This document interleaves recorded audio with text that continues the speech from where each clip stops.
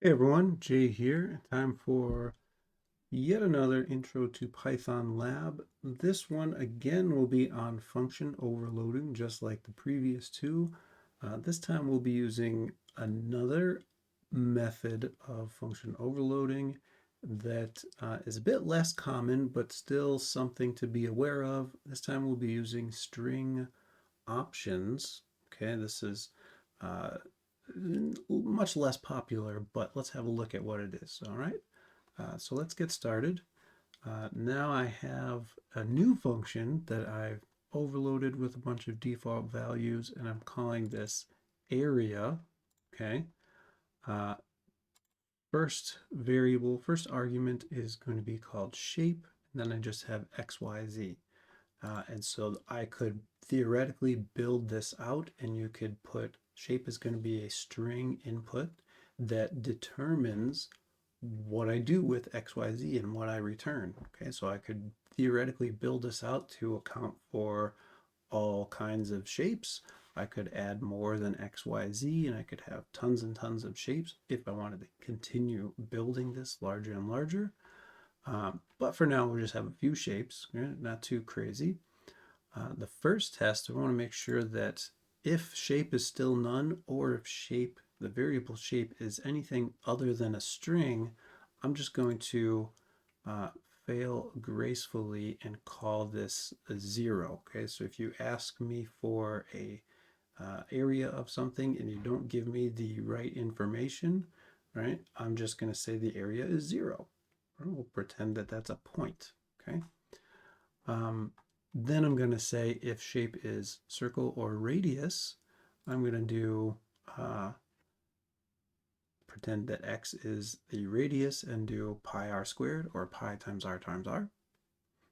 Okay.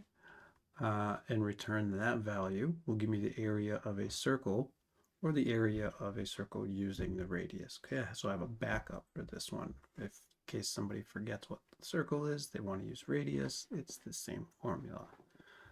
Next, I'm doing a triangle. If shape is equal to the string triangle, I'm going to return half times the base times the height. And if shape is square, it's going to be one side squared.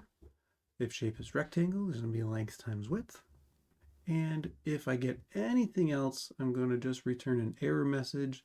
Error, this should never happen, or error, this shape has not yet ended.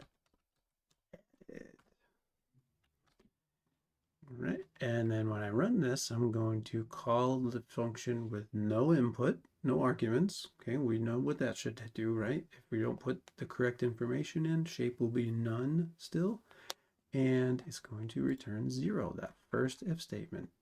Okay, if all the defaults are in there, it's going to return zero. The area of nothing is nothing. I'm going to call it with an incorrect first argument, should be the same thing.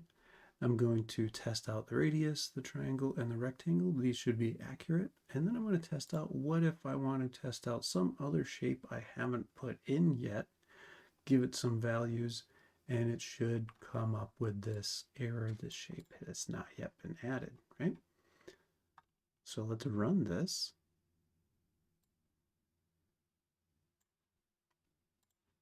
And that's exactly what we get. So the first two are zero. Those are incorrect runs, right? An area of zero is what we're returning.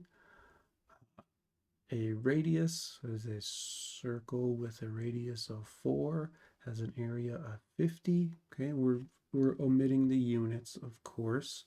We can't do math in a computer with the units. We would have to add that separately, which is something we could potentially add, right? Uh, then I'm doing a triangle and a rectangle, and I did the triangle with the same base and height as the rectangle's side, so we can see that my math is correct. The triangle is 1/2 the rectangle. And then the polygon, that shape has not yet been added. Okay, let's have another look at our code, go back over it once more. So I have my overloaded function with all the defaults. This is the way we do it in Python. And then I have just an elif, an if else ladder, Python select, whatever you are comfortable calling it. and I'm going through the possible options that I have accounted for. Now I could build this out forever and account for every possible argument. Depending on what the function is, maybe it's numerical and I have greater thans and less thans, and I really can account for every possible input, and everything that's greater than 0 and everything that's less than 0, and then if it's equal to 0. Those are the three things, and I can account for everything, right? But that's how you would do it. This is a string input, so I'm actually typing in, I'm creating my own keywords, as it were, and putting those in for the first variable. And then for the remaining variables, I'm only going to use them depending on what I've output here. And I would probably, if I was really using this, I would probably want to error proof it and say, like, if somebody wanted to run the area of a triangle, I would see if the word shape, if the variable shape equals triangle, but I also want to make sure that x and y are set to numbers, positive numbers, right? And then do that accordingly. So that's if I really wanted to error proof it. This is really just a proof of concept. So it's not fully error proofed. But there you have it. All right, and that's going to do it for this lab example. As always, thanks for watching, and maybe I'll see you next time.